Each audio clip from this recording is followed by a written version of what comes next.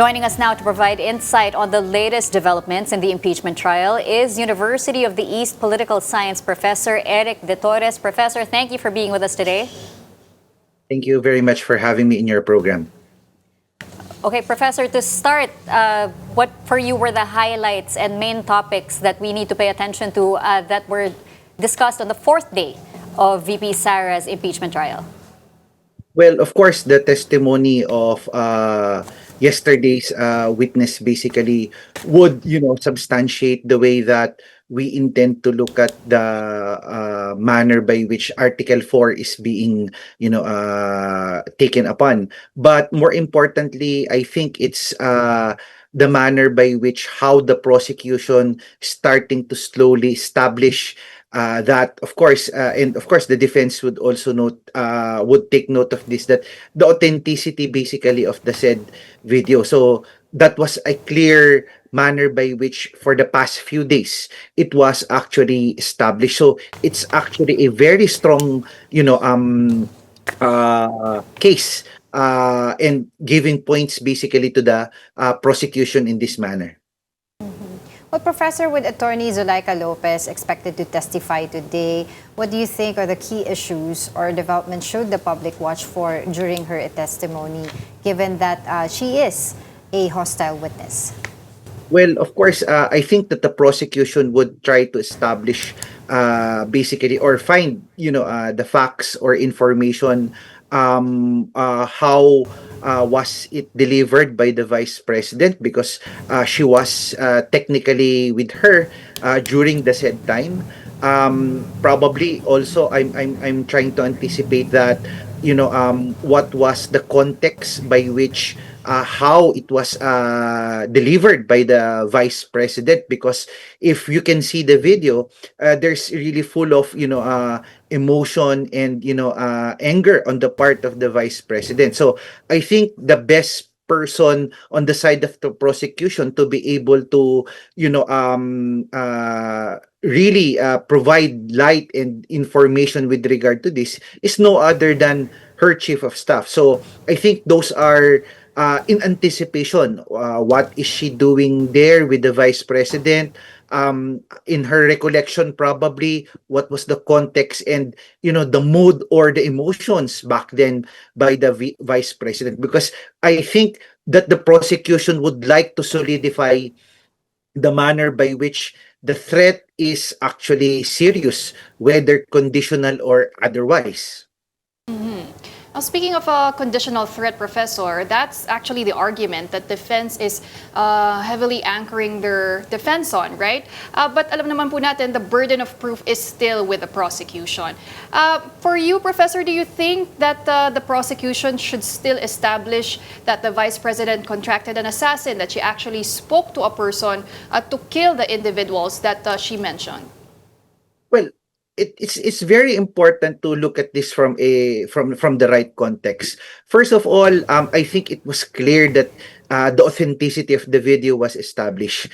Second, regardless of, I think, if it is a conditional threat or otherwise, it is imperative for us to look at that she is the second highest ranking leader in our country, by which whatever she says, especially this is a serious matter of hiring an assassin to kill the president, the first lady, and basically the former house speaker. So that alone is unbecoming basically of a vice president for that matter. So you could look at it as such that this is a very serious accusation. This is a very serious remark, regardless of whether it is conditional or otherwise. Because what would this give, send a message upon to the people by which your second highest ranking, leader in the land basically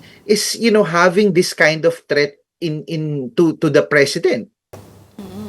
Picking up off of Pawi's question, since the defense is saying that the burden of proof lies with the prosecution on whether to show that the vice president contracted or didn't contract an assassin, how is this relevant in trying to establish that the Vice President actually uttered the threats?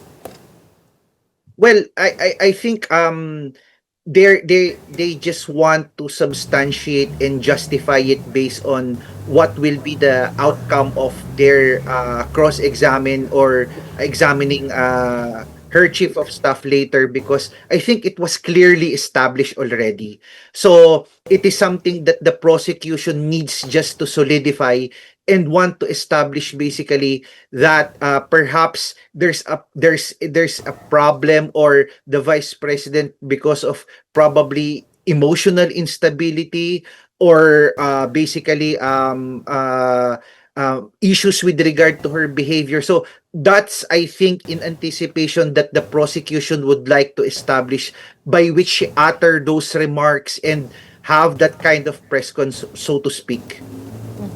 Well, Professor, I want to ask you about the pulse of the masses. There is a recent survey done by the Tangere that shows that the prosecution with a slight edge, no, in the public's opinion. What do you think about this? Do you think this is based on the strength of the case, or the evidence being presented during the past days of the trial, or is it too early to draw conclusions? Well, two things. First of all is based on the perhaps evidence and the way that the case is actually being tried. Second, and more importantly, is the manner by which the delivery and the approach basically of both the prosecution and the defense. So if you look at the numbers, is there's a slight manner. But of course, I would also like to, for example, question also the approach or the methodology, considering that how fast, considering that they were able to come up with such data, considering that the hearing only began for just Last 3 week, days. oh. Yes, last week. So it's also very difficult to give an overall assessment whether or not really there's really credibility as such, because 3 days is very short. So doon ka pupunta ngayon doon sa paano nagpresenta yung approach, kasi kung titignan din natin, mas confident at saka mas malinaw yung pag-uusig ng prosecution. Tapos nakita natin nung kinross examine, medyo nasanay. Well, of course, hindi din naman natin mapupulaanan yung bawat isa, kasi kung makikita natin, yung mga abogadong ito sanay sa litigation sa korte. So, sa korte, mas technical. Dito, yung entablado ninyo, hindi siya technical kasi meron kang madla, meron kang Filipino people na hindi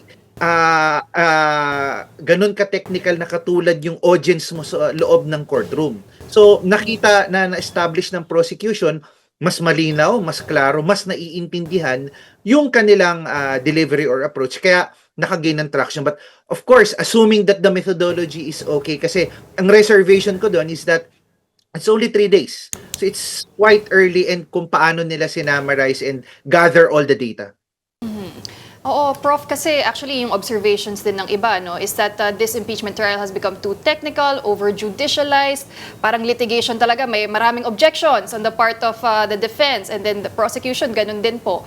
But what do you make of how the presiding officer, Senator Cheese Escudero, has been handling the proceedings, especially yesterday, parang mas napabilis at mas naging exhaustive na kahapon yung trial, Professor? Well, we have to give credit to the presiding officer, as he was able to preside well in terms of the technicalities. May mga tinitignan siya na talagang dinumero, at saka yung kanya, well, of course, that's given because of, again, his background, legal background, and a seasoned lawyer, and seasoned with regard to the impeachment trial. But of course, at the end of the day, what is very crucial in looking at it, the overall picture of this impeachment trial, is of course the very credibility of the presiding officer himself. So what is crucial here basically is the credibility of the overall impeachment trial, by which the senator judges would be able to ask questions, how the presiding officer will be able to preside well, but there's really an issue with regard to his credibility, because we all know for a fact that he's one of the key personalities being, alleged form part of the overall flood control scandal. So on the back of the Filipino people, he's not yet out of the loop, and there's no finality and rendered judgment as such with regard to his issue on the flood control scandal. So it really would affect, but the narrative now is being shifted upon the whole impeachment process. Medyo nalilihis na doon sa pag-question ng kanyang kredibilidad, at nakikita din na natatabunan kasi na-handle niya ito ng maayos in a way.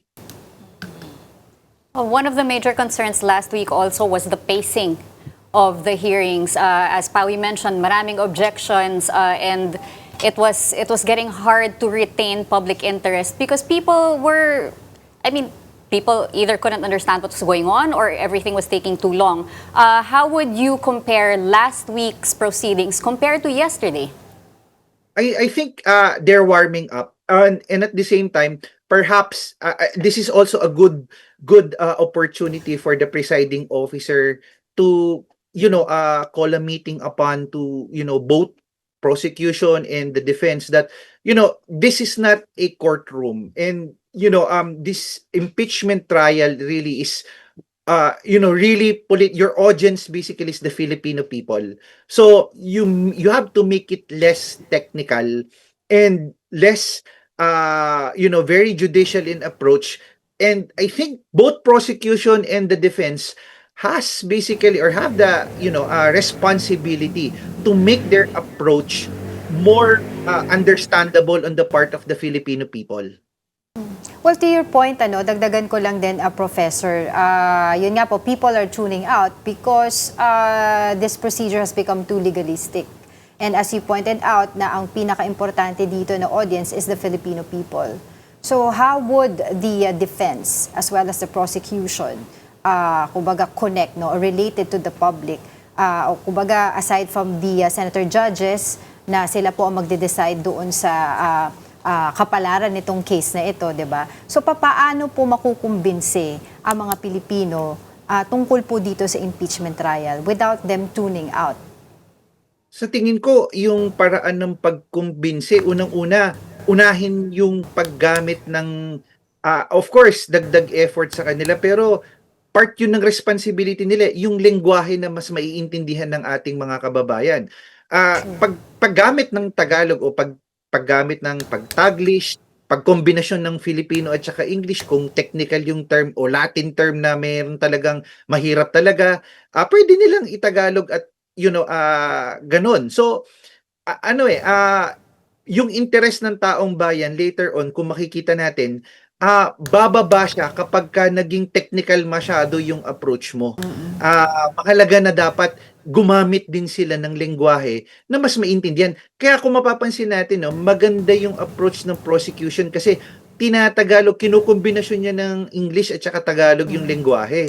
So, mas tingin ko may appreciation at mas naiintindihan as compared, for example, kung pansinin niyo nung day 3 nung kinross examine ng counsel yung witness, basically si Kalilong, napaka yes or no technical English. So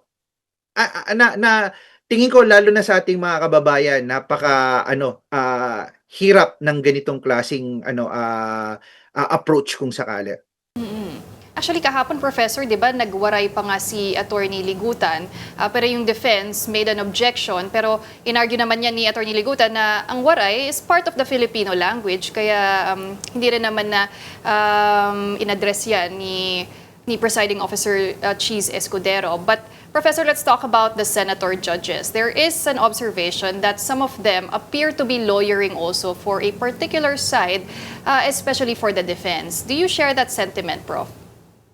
Yes, that's why it's very important to see that objectivity on the part of the senator judges, because at the end of the day, whatever will be their decision, their verdict to either convict or otherwise, there will be no question if the people would see the partiality of our senator judges.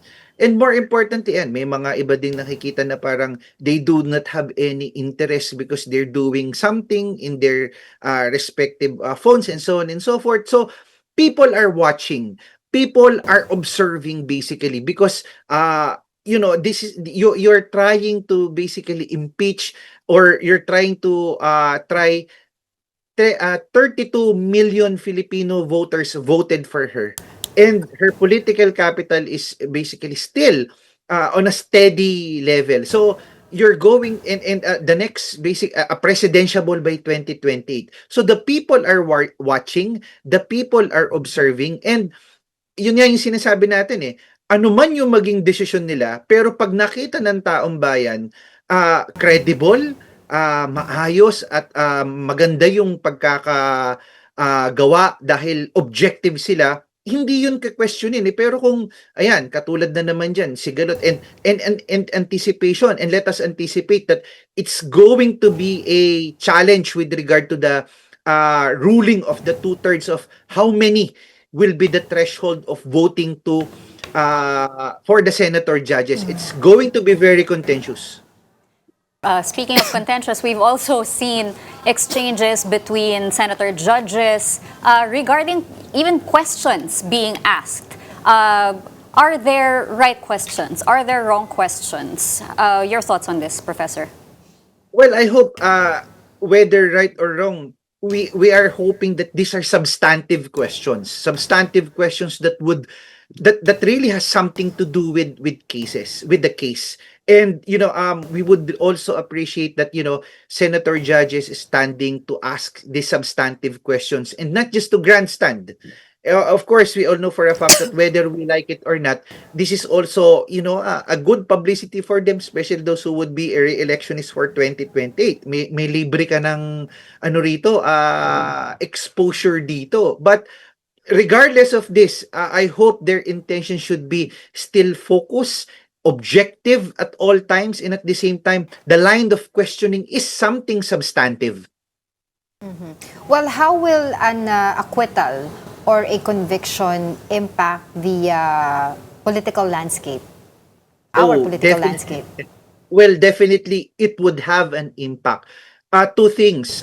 First, on the part of the senator judges, if you're a re-electionist or if you are vying for a higher office, this would impact your numbers based on your base votes.